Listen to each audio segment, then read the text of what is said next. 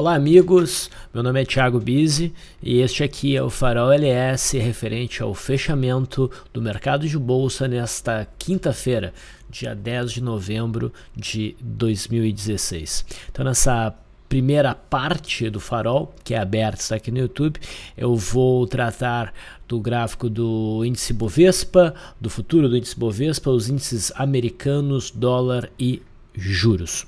Vamos aos gráficos. Bem que eu falei que no último Farol, né, que a gente estava vivendo tempos interessantes na bolsa, né, e continuamos. Hoje tem uma movimentação muito forte para tudo que era lado. A gente teve ativo bombando em alta, a gente teve ativo derretendo e, de certa maneira, até no índice aí a gente teve uma reviravolta. O que nós tivemos hoje? Nós tivemos uma queda de 3,25%. E essa queda produziu uma mudança técnica na tendência do mercado. É sobre isso que a gente vai gastar a maior parte do nosso tempo hoje. Bom, onde nós estávamos, né? Ontem o mercado, o pregão de quarta-feira, reagiu à vitória do Trump, né? E foi uma doideira nos Estados Unidos, né? A gente viu um movimento enorme de queda nos futuros americanos ao longo da madrugada e depois o mercado começou a se recuperar. Nisso abriu o nosso mercado chegou a cair bastante no mercado futuro e começou uma recuperação bem intensa, né? A partir principalmente da abertura do mercado à vista. E no final das contas, o mercado fechou com esta barra aqui. A gente teve ontem um dia de queda, uma queda de 1,4%, que está totalmente dentro do normal do mercado, né? Não é nenhuma variação tão expressiva. Aí a gente teve uma barra ampla, é verdade, mas ficou essa sombra inferior testando a LTA. E o mercado não chegou nem a tocar o fundo que foi marcado no comecinho de novembro. Tá? E eu mencionei ontem para vocês que esse aqui era o ponto agora que a gente tinha que prestar atenção. Tá? Na segunda-feira a gente teve essa barra forte, né? Que foi uma barra de ignição altista e via de regra ela traz uma mensagem muito forte de alta. Tá? E o que poderia estragar o sinal desta barra, né, era o que eu imaginava, seria a eleição do Trump. Veio a eleição do Trump, a vitória do Trump, o mercado balançou, mas sobreviveu, né? E isso fez pensar o seguinte, bom, então e essa era a mensagem mais importante, aquele cenário catastrófico, né, aquela hipótese, né, de cenário catastrófico não vai acontecer. O mercado não implodiu, né? E o mercado americano, inclusive, reagiu de forma bem altista. Então, talvez o mercado prossiga em alta, né? Uma virada de mercado violenta por conta disso começou a ficar mais distante, né? No entanto, né, o que eu expressei ontem é que, apesar disso tudo, a minha expectativa para o mercado do índice Bovespa, aqui para o gráfico do índice Bovespa, era por uma movimentação lateral entre este fundo e este topo. Imaginava que o mercado iria passar algum tempo digerindo as novidades, né, e iria congestionar por algum tempo para depois se definir entre romper a resistência, que pela tendência e pelo viés seria o cenário mais provável, ou romper este fundo, né, e com isso nos entregar um pivô de baixa, mudando então a tendência, iniciando um processo corretivo mais longo. E no pregão de hoje a gente teve essa paulada para baixo, né, por N fatores, foi uma conjuntura de fatores, e o mercado fechou abaixo desse fundo aqui. Então a gente teve, né, o rompimento do ponto que era completamente decisivo, tá? Então, em algum momento, uma correção viria, né? E essa correção vai ficando, obviamente, cada vez mais próxima. Repara que a amplitude dos movimentos de impulsão vão ficando cada vez menores, né? E é normal que o mercado corrija em algum momento. Parece que é agora. Tá? O que levou essa movimentação de queda no nosso mercado? Pô, N fatores. Né? Teve as declarações ali do Meirelles, que na minha opinião foram meio infelizes, né? Dizendo que as políticas do Trump poderiam causar aí uma guerra cambial. Isso fez o dólar disparar. Hoje a gente teve a maior alta do dólar em 8 anos, pessoal. Maior alta do dólar em 8 anos. A gente vai ver isso daqui a pouco. A gente teve aí risco da chapa Temer e Dilma, né? O Temer se complicou um pouquinho e tem agora uma súbita mudança de percepção de risco da elevação da taxa de juros nos Estados Unidos. Isso é ruim para os mercados de bolsa, principalmente para nós emergentes, mas isso não foi capaz de derrubar o mercado lá nos Estados Unidos. O mercado nos Estados Unidos subiu, né? A gente aqui caiu. Enfim, teve N coisas que levaram o nosso mercado para baixo. Tá? O que leva o nosso mercado para cima ou para baixo não importa muito. O que importa é o que o gráfico está nos dizendo. Tá? Nessa bagunça aqui de ontem, posições compradas no geral já foram encerradas, né? Ontem eu não quis abrir nenhuma nova posição e hoje não teve posição sim, só não teve acionamento. Mas enfim, o mercado rompeu, tá? A questão é, esse rompimento é para valer? O mercado vai cair? Bom, obviamente a gente não tem a resposta, tá? Mas vários papéis já caíram bastante para alcançar as zonas de suporte. Essa é uma barra meio ampla, ela é contra o viés. Toda mudança de direção pode se dar de uma forma lenta ou de uma forma rápida. Aqui está se dando de uma forma rápida. A média de 20 períodos começa a virar para baixo, mas é meio súbito. Tá? Então o viés autista ainda impera. Que nós tivemos o rompimento desse fundo, nós tivemos, tá? Mas para acreditar realmente no movimento de queda, eu esperaria a confirmação pela perda dessa mínima, para daí realmente começar a buscar posicionamentos na ponta vendedora. A gente não vai aqui olhar as ações, tá? Mas no geral, muitas ações que estão rompendo estruturas e para baixo, que por conta disso a gente poderia abrir posições vendidas, elas têm a característica de ter barras bastante grandes, stops muito grandes e alvos no sentido de suportes muito próximos, o que torna a relação risco-retorno meio complicada. Né? Então não é um cenário que eu me sinta confortável para, de maneira generalizada, abrir operações short, tá? Mas me parece que o mercado está direcionado realmente para um movimento de queda. E eu acho isso ótimo. Né? Um período de queda, um período de tendência de baixa é a melhor coisa que nós traders, não investidores, né, podemos esperar. Isso vai abrir várias oportunidades ao longo dessa tendência, hipotética tendência de baixa, né?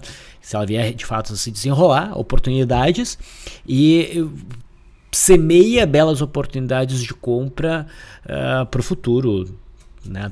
Daqui a alguns meses, talvez daqui a algumas semanas, depende de como o mercado se comportar. Mas apostar na venda agora tá meio delicado. De novo, é um tipo de cenário em que eu prefiro operar no intraday para tentar capitalizar em cima de movimentos de queda ou de alta, né? E hoje foi um belo dia de day trade de novo. Ou para achar entrada em papéis que já esticaram bastante, mas estão com jeitão de prosseguir num movimento de queda.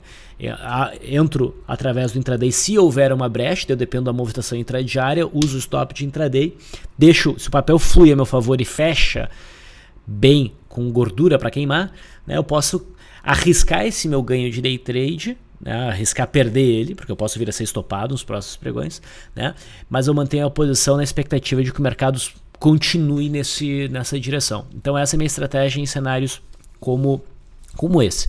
Tá? Mas tem algumas posições possíveis, ainda com uma relação risco-retorno boas. Eu vou passar isso na parte 2 do Farol, que vocês podem assistir dentro do nosso site de análise, www.lsanalise.com.br.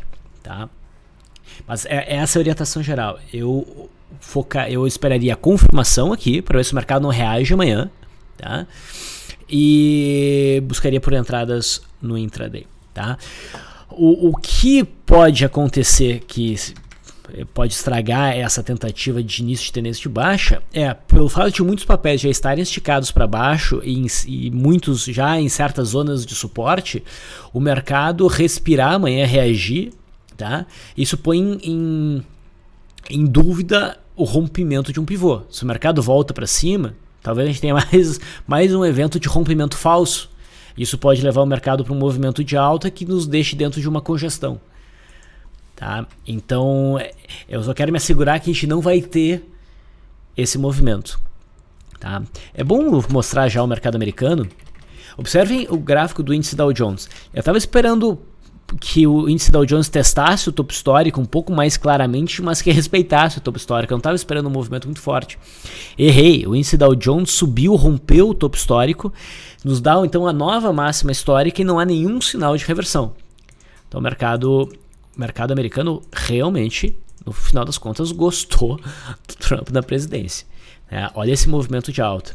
Então, como eu mencionei, o sinal que a gente viu, a reação à eleição do Trump no mercado americano, era bem altista. E a gente pode esperar por mais altas daqui para frente.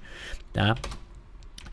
Se o mercado americano continuar subindo forte, isso pode botar um freio nessa tentativa de queda do nosso mercado. Mas também aqui, e acho que a gente não deve estar muito longe disso, o mercado americano marcar uma sinalização de queda e começar a cair, isso põe fogo numa queda no nosso mercado, certo? O S&P subiu menos, aqui o S&P futuro, ele ainda está se esbarrando nessa estrutura, mas tem espaço para subir ainda, e esse candle aqui não pode ser considerado um sinal de queda. A minha expectativa no S&P ainda seria por alta. O Dow Jones não está sinalizando queda, está sinalizando força compradora, expectativa de alta, e aqui ainda há espaço para se chegar na resistência. Então o mercado americano, acho que ainda existe um movimento de alta amanhã é sexta-feira, e daí tem tudo para fechar com um belo candle de alta no semanal. Tá? Bom, o nosso mercado, então vamos ver se amanhã a pressão vendedora prossegue. Se prosseguir, a gente vai começar a operar na ponta vendedora. E a gente se encaminha para um semanal, né? Meio feinho amanhã. Tá? Um candle semanal. Olhando o gráfico do nosso mini índice, tá? Essa aqui é a situação que a gente vê em muitos papéis. O mini índice fez um zigue-zague descendente? Fez, a gente fechou abaixo desse fundo aqui. É um pivô de baixa? É um pivô de baixa, teve bom volume. Mas a gente esbarra nessa estrutura que é suporte. Tá? Então não é difícil para o mercado fazer isso aqui. Tá? O que nos sugere que essa hipótese não ocorre, não vai ocorrer, é o mercado prosseguir em queda amanhã a ponto de perder essa mínima. Daí está sinalizando que realmente, né, perdeu esse patamar, e nesse caso, daí provavelmente a gente vem buscar essa região aqui. Ok? No intraday, nós tivemos um início de pregão em alta, depois o mercado cedeu e rompeu um primeiro movimento exótico, rompeu a linha d'água, rompeu essa zona de suporte, e a partir daí começou um movimento de queda bem importante, que chegou a romper essa região aqui, que a gente havia definido. Ela tinha que estar aqui. Que a gente havia definido como extremamente importante, como suporte. O mercado passou batido, reto. Né? A gente fez uma boa operação na venda aqui, e este candle aqui foi uma ótima operação na ponta compradora. Tá? Por mais que a gente tenha rompido essa zona de suporte, isso aqui poderia ser um rompimento falso, até pelo cenário que a gente viu ali no gráfico diário. A gente fez a operação, o mercado alcançou um alvo, né? E repara, está passando para cima dessa região. Se o mercado dá continuidade ao movimento, principalmente ele consegue fazer uma ideia de zigue-zague ascendente, isso aqui fica como um rompimento falso, e daí para o mercado fazer isso aqui é um tapa. No entanto, na finaleira do mercado, tá, o mercado começou a ceder e fechou em queda, pressão vendedora. Tá. O que coloca em risco a visão vendedora de mercado, de mudança de tendência, agora é o rompimento amanhã desses 63 mil pontos no WinZ16. Tá? Enquanto isso não acontece, há um favorecimento a um cenário baixista. Tá? Se a gente vê day trades na ponta vendedora, amanhã idealmente uma abertura em gap de alta, seguido do rompimento da linha d'água, esse é o melhor enquadramento que a gente pode ter para operar na venda e segurar venda nesse contrato WinZ16. Eu adoraria ver isso para embarcar numa operação na ponta vendedora. Tá? A perda dessa mínima aqui me daria a ideia de, no gráfico diário, que o mercado realmente vai para baixo. Mas eu não acho fácil, né, tranquila uma operação de venda aqui com stop quase 4 mil pontos para cima. Entendeu? Não gosto dessa relação. Mas foi um dia bem bom de day trades. Vimos aí os mercados de bolsa e agora vamos para o dólar. Errei de novo. Eu mencionei que eu não imaginava nenhum movimento muito forte no dólar a curto prazo. Imaginava que ele iria ficar congestionando aqui, fazendo uma contração para depois fazer um movimento de alta em busca do topo de setembro. E o dólar, né, fez um movimento de alta que bateu no limite de alta do dia. Foi uma alta de 5,18%. Foi a maior barra desde em algum momento, acho que de 2008. Tá? Lembrem, o crash de 2008 faz 8 anos que o mercado não fazia um movimento tão forte. E isso estragou o cenário, né? Tu vai comprar o dólar aqui, agora que a gente tem um cenário de pivô de alta. Isso aqui é um pivô agora, né? Mas a compra aqui fica muito complicada. Então eu não faço nada no dólar. Tá? E talvez o dólar siga em alta para buscar essa média móvel de 200. Tá? Talvez o dólar vá numa alta muito maior que isso, não sei. Mas eu não vejo uma entrada tranquila aqui. O risco da operação fica muito grande, então aqui a gente opera. Eu operaria na base do intraday. O que poderia me fazer operar dólar com certa tranquilidade? A gente tem um movimento corretivo que se apoie nesse patamar. Tá? E depois a gente busca essa inflexão. Tá? Mas a minha impressão era de alta para o dólar a partir daqui, né? Dessa volta. E pelo menos nisso eu estava certo. Me defender um pouquinho. Tá? Num gráfico ajustado, que não é o que me parece que estava fazendo mais sentido, mas ok. A gente se aproxima aqui do topo de setembro. Tem espaço para subir um pouquinho mais e estressar esta zona, mas eu não vejo nenhuma operação a curto prazo no dólar. Tá? No WDOZ16, pivô de alta bonitão, né? Só que, de novo, muito caro assumir dos 200 pontos aí de stop no dólar. Eu gostaria muito de ver um gift. Não acho que vai acontecer. Tá? No intraday, o dólar não deu, no gráfico de 15 minutos, brecha para entrada, nesse primeiro movimento de alta. Ele deu brecha para entrada só nesse rompimento aqui. Eu não quis operar e ainda assim, né, o dólar foi embora. O método Leandro conseguiu capturar esse movimento de alta no dólar, né, essa segunda parte conseguiu capturar a queda no índice. Mas, defendendo o meu lado, a gente fez bons day trades no mercado de fora o dólar. Né? Então, expectativa para o dólar ainda é de pressão compradora. E o juro, pessoal? O juro faz um pivô de alta bem importante no contrato F19. Tá com jeitão de prosseguir em alta. E um DI, um F... Mas não... É uma compra complicada, eu não gosto de operar juro. Tá, e o DI, um F25... também faz um pivô de alta, mas aqui eu já acho que ficou sobrecomprado e esperaria algum movimento de recuo caso eu fosse operar o juro. Mas a gente mencionava, né, que o juro provavelmente devia testar essa região, veio testar, rompeu. Vamos ver como é que vai se comportar os próximos dias. Se a gente não tiver um movimento corretivo intenso, é porque provavelmente o juro ainda vai seguir em alta para buscar o topo de setembro. Então, pessoal, essa é a minha visão em relação ao mercado. O mercado está sinalizando o início de uma tendência de baixa, mas é importante ver se o mercado não vai negar fogo no pregão de amanhã com um movimento de alta intenso para dentro desta zona aqui. Se isso não acontecer, é porque o mercado vai firmar um movimento de queda no índice Bovespa. aqui tem um suporte próximo, né? Mas não é isso aqui que vai segurar o mercado. O ponto de alvo do mercado aí a curto prazo seria o fundo de setembro, ali nas proximidades dos 57, 56.800. Feito. Fecho aqui. Obrigado pela atenção, bom descanso e até amanhã.